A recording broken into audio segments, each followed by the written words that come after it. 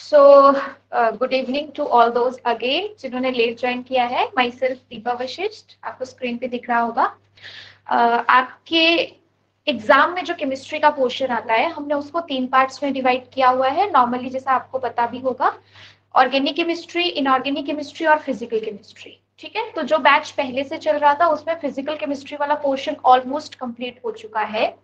जिन students ने आज से ज्वाइन किया है उनकी भी मेरे साथ फर्स्ट क्लास है, इवन अकेडमी के साथ फर्स्ट क्लास है, और जो पुराना बैच चल रहा है उनकी भी मेरे साथ फर्स्ट क्लास है। ठीक है, और जैसे कि आपको दिख रहा है, मैं आपको ऑर्गेनिक केमिस्ट्री वाला पार्ट जो है वो पढ़ाऊंगी।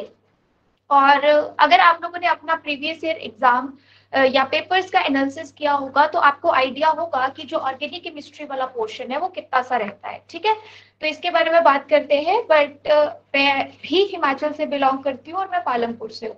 यहाँ पे है पालमपुर से कोई और? Yes ma'am. ओके, कहाँ से पालमपुर में? मैम 16 से। सुलह से, ओके। ठीक यस है, मैम, मैं भी पालमपुर से ही हूँ। आप कौन सी साइड से हो? भवारना। अच्छा ठीक है, तो मैं भी उसी साइड से हूँ, गढ़ वाली साइड, रोहगढ़ वाली साइड से हूँ। अच्छा अच्छा, ओके मैम। ठीक है, मैं बंसल एकेडमी में पिछले 4.5 साल से यहीं पे टीच कर रही हूँ। ऑर्गेनिक केमिस्ट्री पढ़ाती हूँ मैं, सीएसईआर नीट एग्जाम के लिए, master cadre, lecture cadre, college cadre, PGT, TGT, इन सब के लिए। ठीक है, ओके। सो पहले मैं थोड़ा सा आपको आइडिया दूंगी कि आपके एग्जाम में मेरे हिस्से कौन कौन से टॉपिक आए हैं। ठीक है, जो मुझे आपके साथ पढ़ाने हैं, और जितना मैंने एनालिसिस किया है उसके बेसिस पे बहुत ज्यादा लंबी जर्नी नहीं रहेगी मेरे साथ, बट इस चीज की गारंटी दे सकती हूँ कि जितनी भी रहेगी बहुत अच्छी रहेगी। ठीक है, तो on the basis of previous year paper analysis क्या पता चला है कि ऑर्गेनिक केमिस्ट्री के कौन कौन से टॉपिक हैं जो आपको कवर करने हैं, कितने मार्क्स का क्वेश्चन जो है इस टॉपिक से आएगा, और टोटल क्या रहता है। तो एक थोड़ा सा एग्जाम का भी मैं ओवरव्यू बता देती हूँ। वैसे तो आपको पता होगा 170 क्वेश्चंस जो होते हैं टोटल आपके एग्जाम में आते हैं। हर क्वेश्चन जो है वो कैरी करता है मैम हाफ ये मार्क। 200 हो गए मैम ये अब। अच्छा, चेंज हो गया 200 है। पैटर्न मैम, चेंज यस हो गया pattern. Okay okay okay okay okay, actually मेरे पास जो है वो प्रीवियस ईयर वाले जो पेपर थे उसमें 170 था, इस बार ही चेंज किया इन्होंने। Yes ma'am ma'am. अभी चेंज हुआ है ना, अभी पेपर ही होएगा, चेंज होके ही पेपर होगा। ओके, मींस उन्होंने ये नोटिफिकेशन में कंफर्म कर दिया है। यस मैम, 15 मार्क्स इवैल्यूएशन के ना उन्होंने खत्म कर दिए ना, अब वो 15 मार्क्स कमीशन ही ओके देंगे। ओके ओके ओके, ठीक है, बट स्टिल वही रखा है कि हाफ मार्क्स का ही आपका पर question half mark, yes ma'am. Yes half mark carry करेगा, राइट। तो उस हिसाब से अभी तो हम देखो यही कर सकते हैं कि प्रीवियस ईयर पेपर जो है उनको एनालाइज कर सकते हैं ना, कि उसमें कितना आया हुआ है। तो जो पार्ट मेरे पास है ऑर्गेनिक केमिस्ट्री का, उसमें आपके मिनिमम 8 क्वेश्चन अभी तक, और मैक्सिमम जो है वो मैंने 11 क्वेश्चन देखे।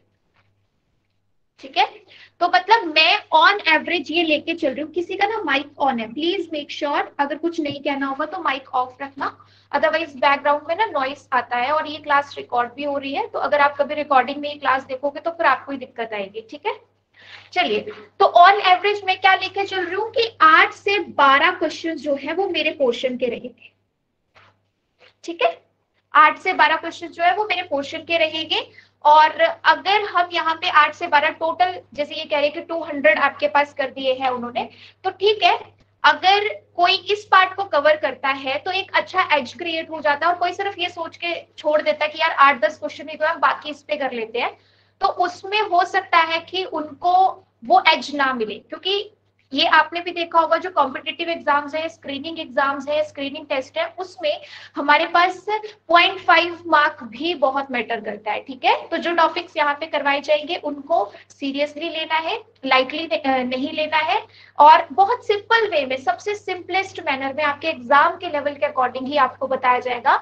स्टिल आपको कहीं पे भी ऐसा लगा कि ये चीज हमें नहीं समझ आ रही, बिकॉज सबका बैकग्राउंड अपना अपना होता है। किसी का बैकग्राउंड स्ट्रॉन्ग रहा होगा केमिस्ट्री में, स्पेशली ऑर्गेनिक को लेके थोड़ा सा डर बैठा होता है स्टूडेंट्स में। दैट्स वाई मैं ये मेंशन कर रही हूँ कि अगर किसी भी स्टेप में कहीं पे भी आपको लगा कि ये चीज ऐसे नहीं समझ आ रही है, आप तभी के तभी पूछ सकते हो।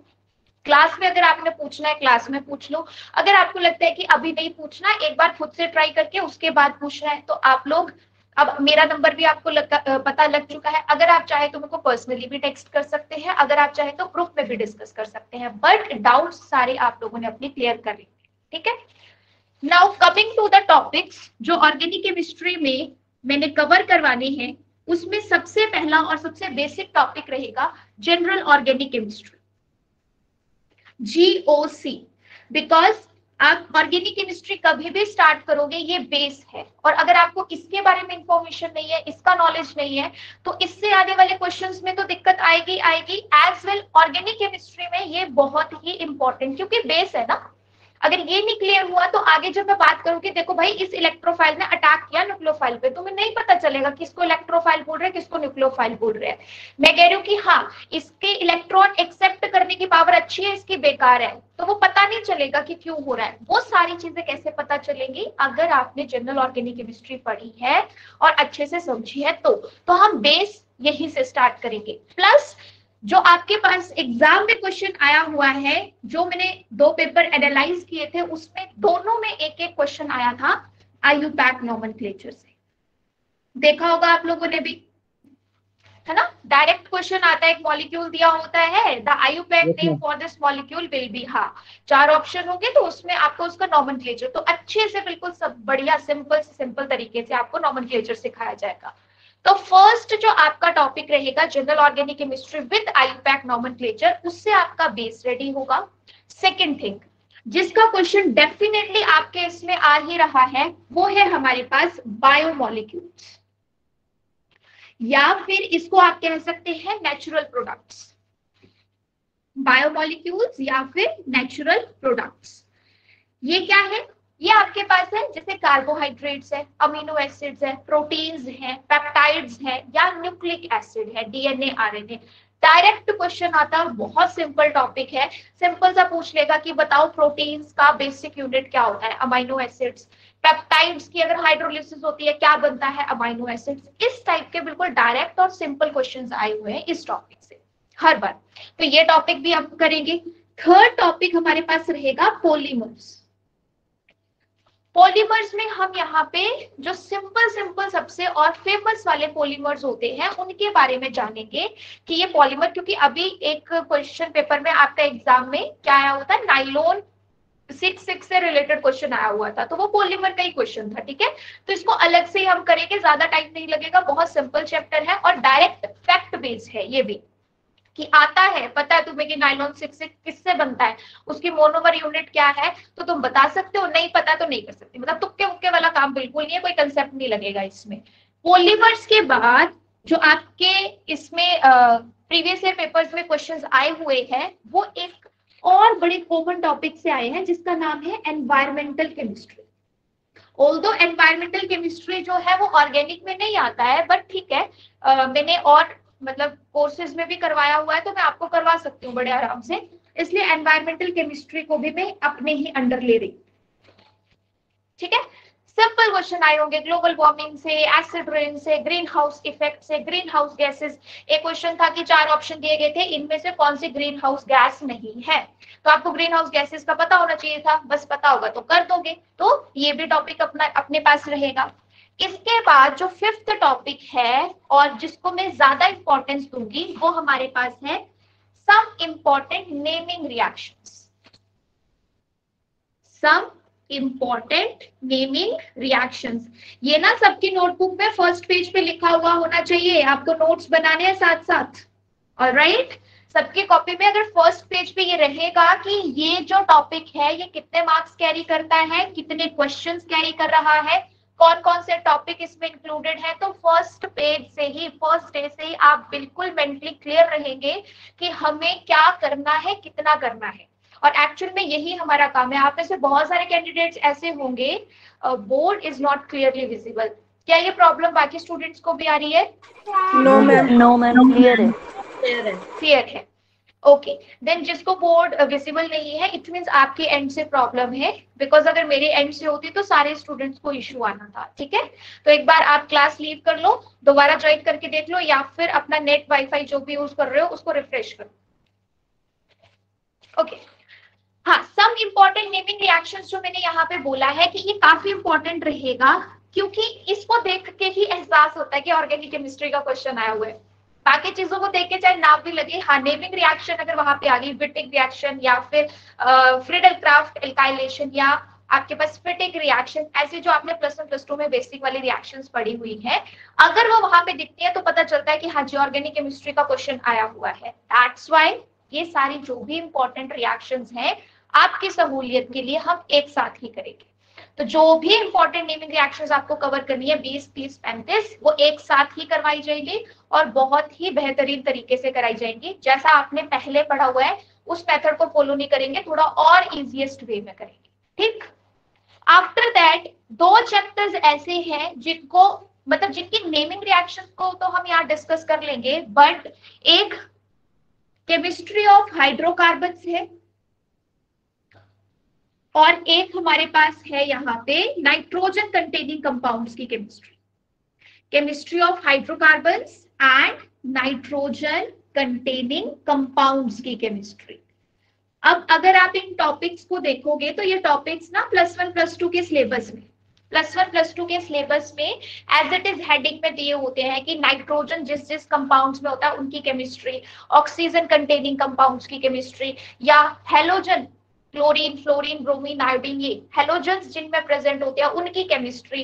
केमिस्ट्री का मतलब ये है कि वो कैसे सिंथेसाइज होते हैं, सिंथेसाइज होने के बाद कौन कौन सी केमिकल रिएक्शंस में पार्टिसिपेट करते हैं, केमिकल रिएक्शंस के अलावा उनकी फिजिकल प्रॉपर्टीज क्या क्या होती है, boiling point, melting point, dipole moment, ये सब चीजें किन फैक्टर्स पे डिपेंड करती है, वो होती है केमिस्ट्री। तो आपके एग्जाम में इन दोनों को जो है वो थोड़ा ज्यादा फोकस किया गया है। हाइड्रोकार्बन्स में आपके कौन आएंगे, जैसे एल्केन्स हो गए, एल्कीन्स होगी, एल्काइन्स हो गए, उनकी केमिस्ट्री के बारे में आया हुआ है। नाइट्रोजन कंटेनिंग कंपाउंड्स में भी जो बेसिक सी चीज मुझे दिखी है वो क्या कि इसमें ना टेस्ट के बारे में भी पूछा गया है। अब ये टेस्ट किस टाइप का टेस्ट है, ये डिस्टिंक्शन वाला टेस्ट है। आप लैब में करते थे ना इस टाइप के एक्सपेरिमेंट्स के, आपको कोई अननोन कंपाउंड दिया जाता था और पूछा जाता था कि बताओ इसमें कार्बोहाइड्रेट प्रेजेंट है या नहीं, इसमें अमीन्स प्रेजेंट है या नहीं, किए होंगे ऐसे सबने। Yes ma'am. हाँ उन्हीं टेस्ट, यस उन्हीं टेस्ट की मैं बात कर रही हूँ, वो पेपर में पूछा जाता है कि पर्टिकुलरली आपको टेस्ट बताया जाएगा। जैसे आपके पास वो कह सकता है कि सिल्वर मिरर टेस्ट, ये तो सबको याद रहता है कि जो हमारे पास फ्लास्क होती है, टेस्ट ट्यूब होती है, उसकी वॉल पे सिल्वर की एक लेयर बनती है। अगर हमारे पास वो कार्बोहाइड्रेट जो हम चेक करने जा रहे हैं प्रेजेंट है, तो अगर वो रिड्यूसिंग शुगर है तो इसी तरीके से जो टेस्ट वाला पोर्शन रहेगा वो इंपॉर्टेंस रखेगा, क्योंकि उससे डायरेक्ट क्वेश्चन पूछा जा सकता है कि ये टेस्ट किस किस के डिस्टिंक्शन के लिए यूज किया जाता है। अमीन्स में एलिफेटिक और एरोमेटिक अमीन को अगर हमने डिस्टिंक्ट करना है तो कर सकते हैं या नहीं, कार्बोहाइड्रेट की प्रेजेंस चेक करनी है तो कर सकते हैं या नहीं। तो ये टेस्ट वाला पोर्शन तो सब जगह ही इंपॉर्टेंस रखेगा। So this is all about जो आपके मैंने एग्जाम में देखा है, बट इसके अलावा भी ऐसा नहीं है कि अभी तक जो प्रीवियस ईयर में आया है हम सिर्फ उतना सा ही करेंगे, नहीं, हमें हमेशा अपनी तैयारी जो है वो 2 कदम आगे ही लेके रखनी है, बिकॉज जिस जिस तरह से अभी कंपटीशन बढ़ रहा है आने वाले टाइम में, तो वो लेवल भी थोड़ा थोड़ा इंक्रीज करेंगे। तो इसलिए जितना आया हुआ है उतना तो हम करेंगे, लेकिन 2 कदम थोड़ी आगे की भी तैयारी करेंगे। तो इन केस आपको ऐसा लगे कि कोई चीज मैं यहाँ ऐसी करा रही हूँ जो अभी तक पेपर में नहीं पूछी गई, तो उसमें डाउट मत करना, वो इसीलिए करवाई जा रही है क्योंकि पूछी नहीं गई है लेकिन बहुत बेसिक है और उसके पूछे जाने के चांसेस हैं, तो वो आपको कवर करनी पड़ेगी। ठीक है, यहां तक मैंने जो कुछ भी कहा उसमें किसी को कोई भी डाउट अगर है तो पूछ लो, अदरवाइज मैं फिर अपना टॉपिक स्टार्ट करूँ। तो कुछ भी कहना है, कोई सवाल है, कोई किंतु परंतु है? नहीं है, चलिए ठीक है। तो आज जो हम स्टार्ट कर रहे हैं वो हमारे पास टॉपिक है जनरल ऑर्गेनिक केमिस्ट्री।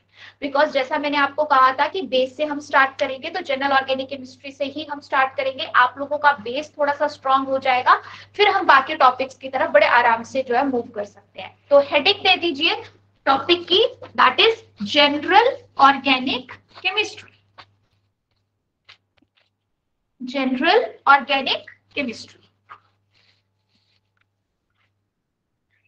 शॉर्ट में इसको रखेंगे हम GOC, जनरल ऑर्गेनिक केमिस्ट्री। देखो स्टार्ट करने से पहले मुझे थोड़ा सा आप लोगों से इंटरेक्ट करना पड़ेगा इस बारे में कि कौन कौन यहाँ पे है जिनको ऑर्गेनिक केमिस्ट्री से बहुत ज्यादा डर लगता है, या अपने टाइम में जब भी बीएससी करी है तो नहीं समझ आती है। Me ma'am. हैंड रेज कर दो जो भी है।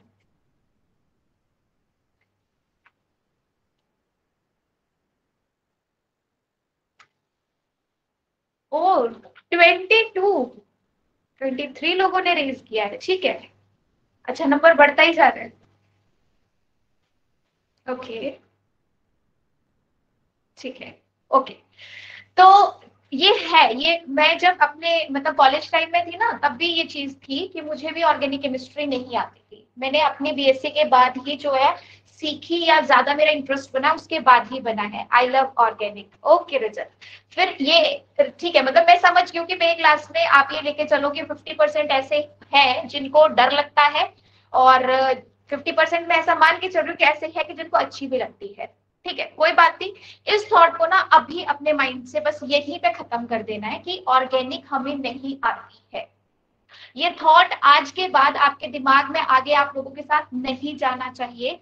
आज से क्या थॉट आपके माइंड में रहेगा कि हमने एक बहुत ही ट्रस्टेबल जगह पे, प्लेटफॉर्म पे ज्वाइन किया है, जहाँ पे हमें पूरी रिस्पॉन्सिबिलिटी के साथ अच्छे तरीके से ऑर्गेनिक पढ़ाई जाएगी और कोई भी डाउट आपके माइंड में नहीं रहेगा। तो हम आज से ऑर्गेनिक केमिस्ट्री सीख रहे हैं, मतलब जो सीखी है उसको छोड़ देना, पीछे रख देना, जो भी डाउट थे जो कुछ भी था, आज से बस ये सोच लेना कि अब से हम सीखने लगे हैं। और अगर आप बिल्कुल फ्रेश माइंड से सीखोगे ना तो बड़े आराम से दिमाग में बैठ भी जाएगी और जो पुराने डाउट्स है वो क्लियर भी होते जाएंगे। बट स्टिल कभी भी आपको लगा, मैं फिर रिपीट कर रही हूँ, कभी भी आपको लगा कि ऑर्गेनिक केमिस्ट्री के इस पार्ट से अभी डर लगने लगा, अभी तक इंटरेस्ट बन रहा था अब इससे डर लगने लगा है, या ये पार्ट नहीं हो रहा है, मुझे तभी के तभी आप लोग मेरे से कंसल्ट जरूर करना। कॉल मैसेज जो आपको लगेगा बात करना, आपकी प्रॉब्लम का सॉल्यूशन कर दिया जाएगा।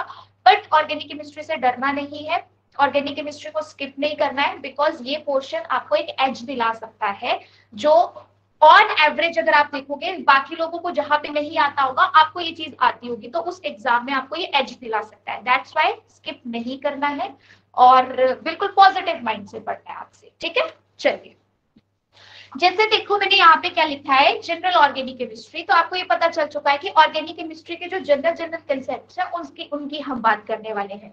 लेकिन उससे पहले जब हम ऑर्गेनिक केमिस्ट्री का नाम लेते हैं तो ऑर्गेनिक केमिस्ट्री बोलते सुनते ही आपके दिमाग में कौन सा एटम आता है? किसकी बात? कार्बन। यस, ऑर्गेनिक, हाँ organic chemistry, yes organic chemistry किसी ने भी बोला तो बस क्या लगता है कि कार्बन की बात हो रही है, कार्बन शुरू होने वाला है, तो बस है वैसा ही। एक्चुअल में कार्बन की ही केमिस्ट्री है, कार्बन की ही केमिस्ट्री है। तो हम पहले कार्बन की केमिस्ट्री, उसके स्ट्रक्चर, उसकी बॉन्डिंग को स्टडी करेंगे। पहले जान लेते हैं कि है क्या, जिसने इतना बड़ा अपना टॉपिक जो है बना रखा है, डरा रहा है लोगों को। तो ऐसा है क्या इस कार्बन में? कार्बन का एटॉमिक नंबर कितना होता है? 6 मैम। 6। अगर इसकी हाइब्रिडाइजेशन लिखनी है तो क्या, सॉरी इलेक्ट्रॉनिक कॉन्फ़िगरेशन क्या आएगी? 1s2 या 2s2 2p2 1s2 2s2 2p2। अगर हम यहाँ पे देखें तो 1s में 2 इलेक्ट्रॉन है, 2s में 2 इलेक्ट्रॉन है, और जो 2p है उसमें भी 2 इलेक्ट्रॉन है। ये है कार्बन जब तक वो अकेला है, जब तक वो सिंगल है। अभी उसके साथ किसी ने कोई बॉन्ड नहीं बनाया, हमने किसी बॉन्डिंग का डिस्कशन नहीं किया है। अभी तक हम बात कर रहे हैं एटॉमिक कार्बन की, कि एटॉमिक कार्बन कुछ इस तरीके से रहेगा। तो अगर हमें किसी भी एटम की कोई प्रॉपर्टी डिस्कस करनी होती है, हम क्या करते हैं, हम उसकी इलेक्ट्रॉनिक कॉन्फ़िगरेशन लिखते हैं। जैसे अगर आपको मैं बताऊं, मॉलिक्यूलर ऑर्बिटल थ्योरी का नाम सुना होगा, पढ़ी होगी आपने। उसकी जरूरत क्यों पड़ी थी? उसकी जरूरत इसलिए ही पड़ी थी बिकॉज जब एटम से मॉलिक्यूल बनते हैं, एटम्स ज्वाइन करते हैं, मॉलिक्यूल बनते हैं, तो हमें मॉलिक्यूल की प्रॉपर्टी हमसे पूछ ली गई कि बताओ जी इस मॉलिक्यूल का बॉन्ड ऑर्डर क्या है, इसकी बॉन्ड स्ट्रेंथ क्या है ना, कुछ भी बॉन्ड डिसोसिएशन एनर्जी क्या है इस मॉलिक्यूल की। तो हम कैसे बता सकते हैं? उसकी इलेक्ट्रॉनिक कॉन्फ़िगरेशन से। मतलब मॉलिक्यूल के बारे में हमें बताना है तो उसके लिए हमें इलेक्ट्रॉनिक कॉन्फ़िगरेशन पता होनी चाहिए। अगर हमें किसी एटम के बारे में कुछ भी बताना है तब भी हमें उसकी इलेक्ट्रॉनिक कॉन्फ़िगरेशन का आइडिया होना चाहिए। तो इलेक्ट्रॉनिक कॉन्फ़िगरेशन हमने यहाँ पे लिख दी है। लेकिन होता क्या है कि जब हमें बॉन्ड बनाना है, मान लो हमारे पास मॉलिक्यूल है सबसे सिंपलेस्ट CH, मीथेन। अगर इस मॉलिक्यूल को बनाना है, मैंने इसको मॉलिक्यूल क्यों बोला? बिकॉज कार्बन के साथ इसमें हाइड्रोजन भी है, तो आप मॉलिक्यूल उसी को बोलते हैं जिसमें एटम जो है वो आपस में कंबाइन करते हैं। अब इन हाइड्रोजन ने यहाँ पे आके किसी ना किसी तरीके से बॉन्डिंग करी होगी। अब हाइड्रोजन के पास कितने इलेक्ट्रॉन है? One, right. अब एक हाइड्रोजन के पास एक है तो चार के पास चार आए। मतलब इसके साथ बॉन्डिंग करने के लिए उसको जो कोवेलेंट बॉन्ड बना रहा है ना, नॉर्मल कोवेलेंट बॉन्ड कौन सा बॉन्ड होता है? म्यूचुअल शेयरिंग हाँ, म्यूचुअल शेयरिंग से, राइट। मतलब इसमें जैसे ये मान के चलो कि हमारे पास अच्छा एक कोवेलेंट बॉन्ड होता है और एक आयनिक बॉन्ड होता है ना। तो जैसे आपके पास यहाँ पे मान लो मैं HX अगर रखती हूँ तो मेरे पास यहाँ पे जो आयनिक बॉन्ड होगा उसमें क्या बन जाते हैं? आयंस बन जाते हैं, H positive and X negative. तो इन दोनों चीजों को हम कैसे समझ सकते हैं? बड़े आराम से समझ सकते हैं कि मान लो कोई दो फ्रेंड्स थे, दो फ्रेंड्स गए हैं डिनर पे और वहां पे जो बिल आया है डिनर का वो दोनों ने किया है बिल्कुल इक्वली डिस्ट्रीब्यूट, स्प्लिट कर लिया। तो वो हमारे पास क्या हुई? उनके बीच में कोवेलेंट बॉन्डिंग, म्यूचुअल शेयरिंग हुई ना कि 50 एक का 50 दूसरे का। तो अगर आपके पास मान लो जैसे हाइड्रोजन मॉलिक्यूल होता है तो हाइड्रोजन में HH के बीच जो ये सिंगल बॉन्ड है, HH के बीच जो ये सिंगल बॉन्ड है ये कोवेलेंट बॉन्ड है। कोवेलेंट क्यों है?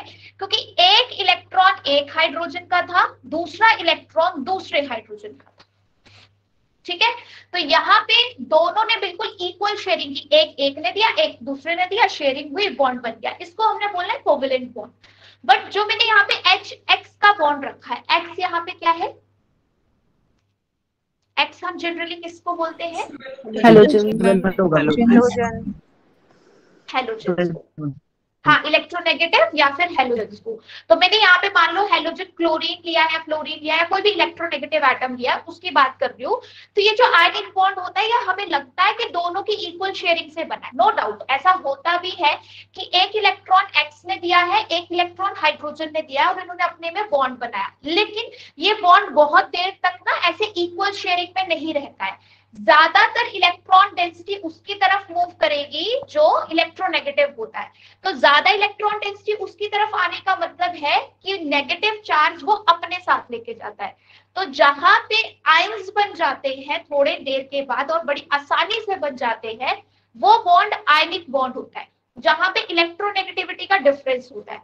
बट जहां पे हमारे पास दोनों की म्यूचुअल शेयरिंग हो रही है, इलेक्ट्रोनेगेटिविटी का डिफरेंस नहीं है। डिफरेंस का मतलब एक के पास कम एक के पास ज्यादा, तब डिफरेंस आएगा। बट यहाँ पे दोनों का इक्वल है, दैट्स व्हाई ये क्या है? Covalent bond. तो जो मैं यहाँ बात करने जा रही हूँ, यहाँ पे मैं कोवेलेंट बॉन्ड की बात करूंगी, क्योंकि कार्बन की इलेक्ट्रोनेगेटिविटी किसी को मालूम है कितनी होती है?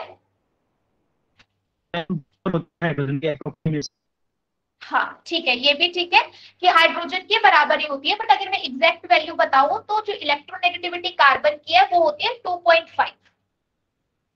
इलेक्ट्रोनेगेटिविटी ऑफ कार्बन क्या है? 2.5। हाँ राइट रजत। और जो हाइड्रोजन की होती है वो 2.1।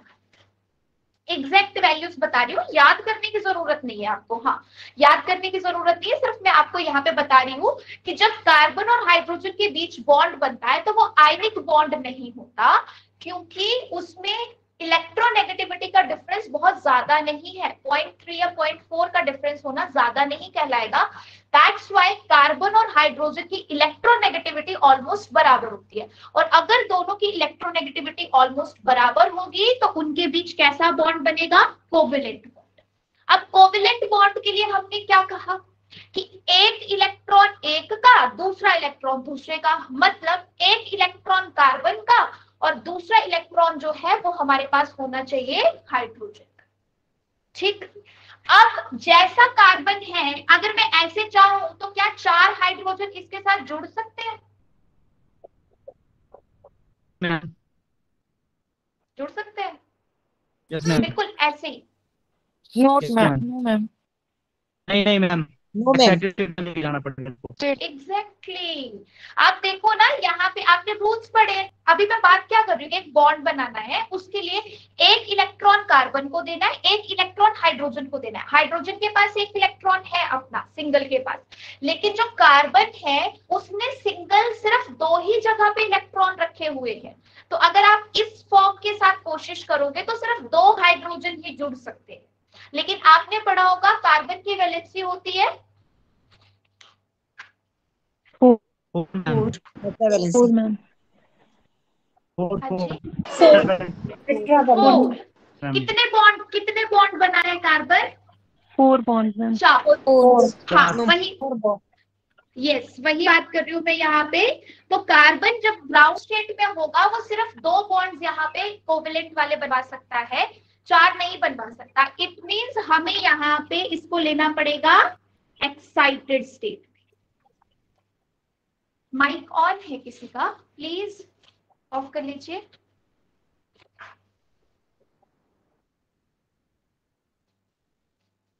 एक्साइटेड स्टेट में लाने के लिए जो सिस्टम है वो एनर्जी एब्जॉर्ब करेगा। एनर्जी एब्जॉर्ब करके अब ये जो 1s वाले इलेक्ट्रॉन्स हैं, ये क्योंकि न्यूक्लियस के ज्यादा पास है तो इनको एक्साइट करना इजी नहीं है, तो ये पास में ही रहेंगे।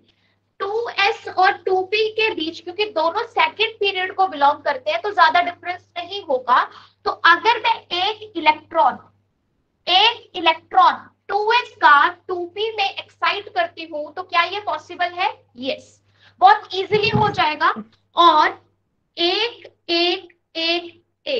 टोटल कितने इलेक्ट्रॉन थे आपके पास यहाँ पे? 4। लेकिन जब मैं इस इलेक्ट्रॉन को एक्साइट करूंगी 2s से 2p में, जहां पे फील्ड था वहां से वेकेंट में, तो ये हमारे पास टोटल यहाँ अनपेयर्ड इलेक्ट्रॉन कितने दे रहा है? 4। अब अगर मैं चाहूं 4 हाइड्रोजन्स को यहाँ पे लाके कोवेलेंट बॉन्ड बनाने के लिए, तो क्या पॉसिबल है? Yes ma'am. बिल्कुल पॉसिबल है ना? क्योंकि हमें पता है कि कोवेलेंट बॉन्ड बनाने के लिए दोनों ही जो एटम्स हैं, अभी किसी ने हैंड, अच्छा ठीक है ओके, तो दोनों ही जो हमारे पास एटम्स हैं उन्होंने यहाँ पे क्या किया है? शेयर करने के लिए, म्यूचुअल शेयर करने के लिए एक इलेक्ट्रॉन हाइड्रोजन का लेना है, एक कार्बन का लेना है, तो बॉन्ड बन जाएगा। तो बड़े आराम से जैसे ही हमने एक्साइटेशन करवाई 2s से 2p में, क्योंकि ये दोनों ही सेकंड पीरियड के थे तो एनर्जी डिफरेंस कम था, बड़े आराम से एक्साइटेशन हो गई। और जैसे ही एक्साइटेशन हुई अब हमें लगा कि एक CH का बॉन्ड यहाँ और 3 CH के बॉन्ड यहाँ बन गए, और हमें यहाँ पे मिल गया कौन सा मॉलिक्यूल? CH4, मिथेन, राइट, जिसे आप कहते हैं मिथेन।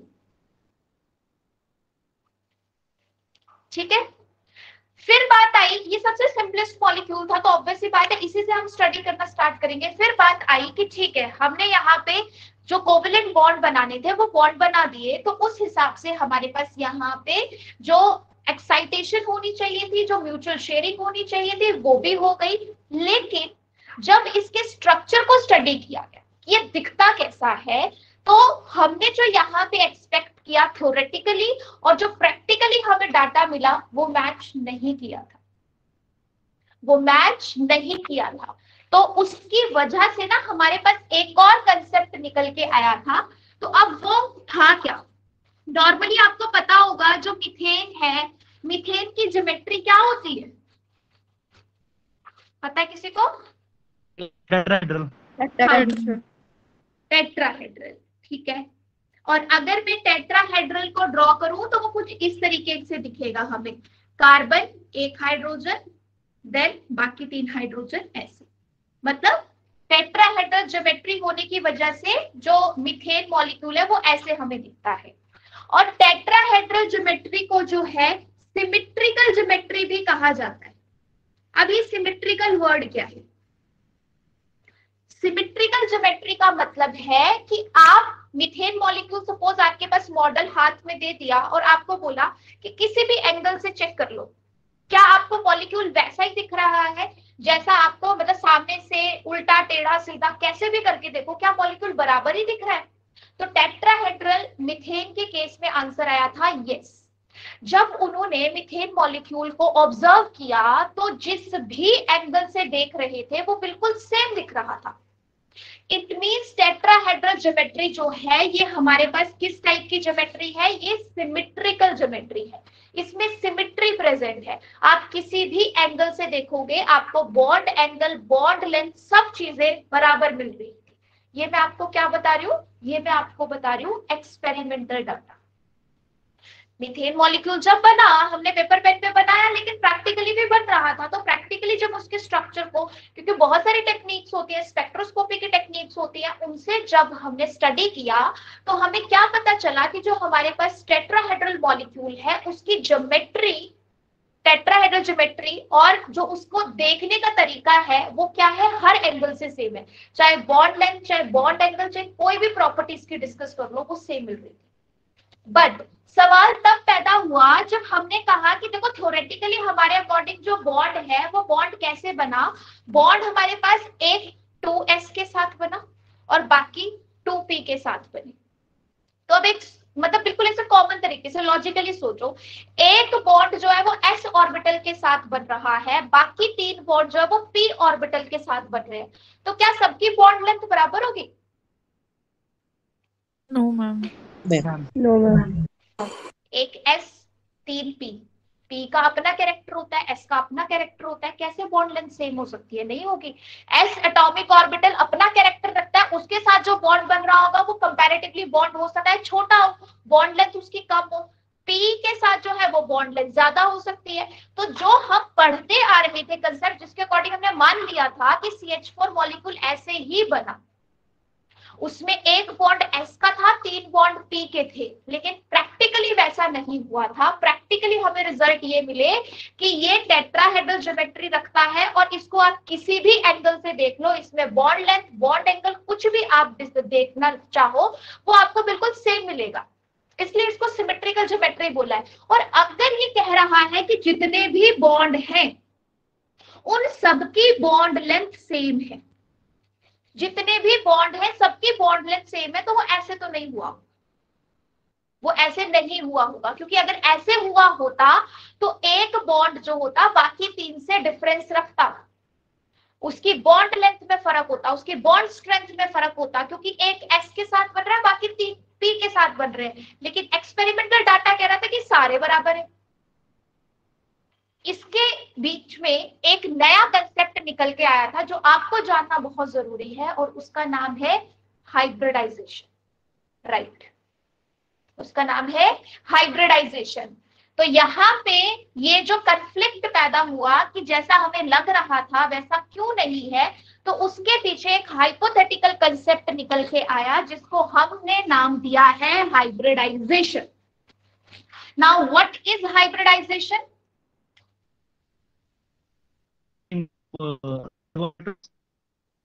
हाँ जी, किसी को कुछ भी पता है हाइब्रिडाइजेशन के बारे में? बताएं जरा। इंटरमिक्सिंग ऑफ एटॉमिक ऑर्बिटल्स क्यों करवानी है? और वो इंटरमिक्सिंग या इंटरमिक्सिंग करा के होता क्या है, फिर हमें रिजल्ट क्या मिलता है?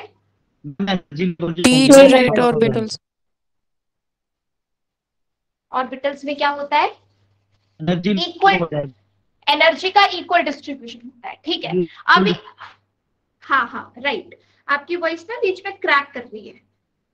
देखो एक चीज आपको अभी मैं यहाँ बताने जा रही हूँ, ये आपके पास था यहाँ पे s ऑर्बिटल और ये आपके पास थे p ऑर्बिटल्स। ठीक है, जब यहाँ पे बॉन्ड बनेगा तो s के साथ अगर कोई बॉन्ड बना उसका कैरेक्टर अलग होगा, p के साथ कोई बॉन्ड बना उसका कैरेक्टर अलग होगा। बट हम जो हाइब्रिड ऑर्बिटल्स की बात कर रहे हैं उसमें क्या हुआ था कि s और p आपस में कंबाइन हो गई, इंटरमिक्सिंग हुई थी s और p की, और जितने इंटरमिक्स होते हैं उतने ही हाइब्रिड ऑर्बिटल बनते हैं। जैसे मैं यहाँ पे अगर इसको कहूं 1, ये 2, ये 3, ये 4, तो 4 एटॉमिक ऑर्बिटल। एटॉमिक ऑर्बिटल जानते हो ना क्या है? एटॉमिक ऑर्बिटल SPDF, ये क्या होते हैं? ऑर्बिटल। हाँ, एटॉमिक ऑर्बिटल्स, राइट। जो SPDF है इनको हम कहते हैं एटॉमिक ऑर्बिटल्स। तो मैंने यहाँ पे क्या कहा कि जितने एटॉमिक ऑर्बिटल आपस में इंटरमिक्स होंगे हाइब्रिड ऑर्बिटल भी उतने ही बनेंगे। मतलब 4 एटॉमिक ऑर्बिटल कंबाइन हुए तो हाइब्रिड ऑर्बिटल भी कितने बने यहाँ पे? 4। और अब क्या होगा, इन चारों की एनर्जी बराबर होगी, इन चारों की प्रॉपर्टी बराबर होगी। क्यों? क्योंकि इंटरमिक्सिंग में 1 S और 3 P, 1 S और 3 P आपस में कंबाइन हुए, और जब 1 S और 3 P आपस में कंबाइन होते हैं तो उस हाइब्रिडाइजेशन को हम बोलते हैं sp3। मतलब अब जो ऑर्बिटल्स बने वो सारे ऑर्बिटल कैसे हैं? sp3। अब इस चीज को अगर किसी को नहीं क्लियर है कैसे हो रहा है तो मैं एक बड़ा ही बेसिक सा एग्जांपल आपको देती हूँ। आप मान के चलो कि हमारे पास ना 2 तरह के लड्डू है, ठीक है? एक है मोतीचूर के लड्डू और एक है नारियल के लड्डू। एक है मोतीचूर के लड्डू, एक है नारियल के लड्डू, ठीक है? जब तक वो दोनों अलग अलग हैं, अगर मैं या आप कोई भी मोतीचूर का लड्डू और नारियल का लड्डू खाएगा अलग अलग तो दोनों का टेस्ट अलग आएगा। मतलब जब तक S अलग है, P अलग है, एटॉमिक ऑर्बिटल की फॉर्म में है, अगर उसके पास कोई बॉन्ड बनाने आएगा तो S का कैरेक्टर अलग होगा, P का कैरेक्टर अलग होगा, तो उसकी वजह से बॉन्ड के कैरेक्टर में भी डिफरेंस आएगा। लेकिन वही चीज जब हम ये करें कि मेरे पास मान लो 2 मोतीचूर के लड्डू थे, 2 नारियल के लड्डू थे, मैंने दोनों के दोनों तोड़ दिए, एक थाली में बिखेर दिए। अब मैं क्या कर रही हूं, अब मैंने सारे को मिक्स करके 4 नए लड्डू फिर से बनाने हैं। 4 तोड़े थे तो 4 ही नए बनाने हैं। 4 अगर मिक्स हुए हैं तो नए 4 ही बनाने हैं। लेकिन अब जो नए 4 बनेंगे उनका साइज बिल्कुल सेम होगा। साइज में ऐसे नहीं कि पहले छोटे थे अब बड़े बना दो, पहले बड़े थे छोटे बना दो, मतलब वैसा इम्बैलेंस नहीं होगा, बिल्कुल इक्वल डिस्ट्रीब्यूशन होगा। जो साइज लड्डू का पहले था मिक्स करने के बाद भी वही रहेगा। और मैंने अब 4 लड्डू तैयार कर दिए। अब आप किसी भी लड्डू को खाओगे तो उसमें किस किस का टेस्ट आएगा? दोनों का आएगा। यस, क्योंकि उसमें अब नारियल का कैरेक्टर भी आ चुका है, उसमें मोतीचूर का कैरेक्टर भी आ चुका है।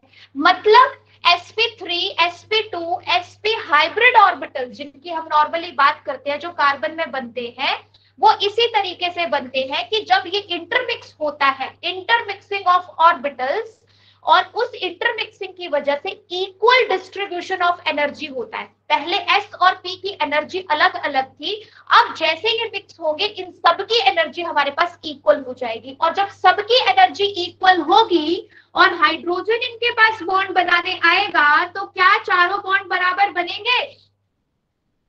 Yes ma'am. क्योंकि अब चारों का कैरेक्टर सेम है, और अब अगर हाइड्रोजन अपना एक एक इलेक्ट्रॉन लेके कार्बन के पास आता है तो अब चारों ही बॉन्ड सेम बनेगी। इट मींस हमने जो थ्योरेटिकली पढ़ा था वो स्टार्टिंग के लिए बिल्कुल ठीक था कि कभी भी बॉन्ड बनाना है तो अनपेयर्ड इलेक्ट्रॉन चाहिए, जिसके लिए एक्साइटेशन की भी जरूरत पड़ती है। बट ऐसा जरूरी नहीं है कि एक्साइटेशन करके बॉन्ड जो है वो वहां पे बन जाएगा।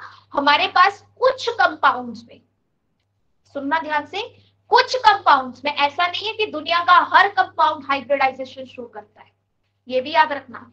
सब कंपाउंड्स में हाइब्रिडाइजेशन नहीं होती। हाइब्रिडाइजेशन कोई एक ऐसी चीज नहीं है जिसके बिना कंपाउंड अपने बॉन्ड्स बना ही नहीं सकता।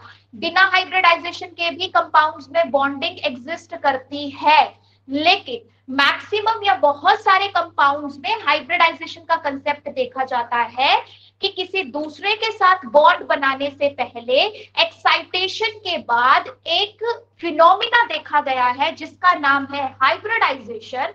और वो हाइब्रिडाइजेशन क्या कहता है? That intermixing of atomic orbitals, intermixing of atomic orbitals करवाई जा रही है ताकि इक्वल डिस्ट्रीब्यूशन ऑफ इलेक्ट्रॉन्स और इक्वल डिस्ट्रीब्यूशन ऑफ एनर्जी हो सके। अब इलेक्ट्रॉन्स का भी मैं बताती हूँ कैसे। आपके पास जब आपने एक्साइटेशन करवाई थी तो एक्साइटेशन करवाने के बाद हर ऑर्बिटल में एक एक इलेक्ट्रॉन था। 2s2 को चलो क्यों ही गिनना है, वो सॉरी 1s2 को, वो तो काउंट हो ही नहीं रहा है बॉन्डिंग में। बॉन्डिंग में तो 2s और 2p जा रहा है और उन सबके पास एक एक इलेक्ट्रॉन है अनपेयर। जब हमारे पास sp3 बना होगा ये 4 ऑर्बिटल, तो इनमें भी हमारे पास हर ऑर्बिटल में कितने इलेक्ट्रॉन आए होंगे? 2।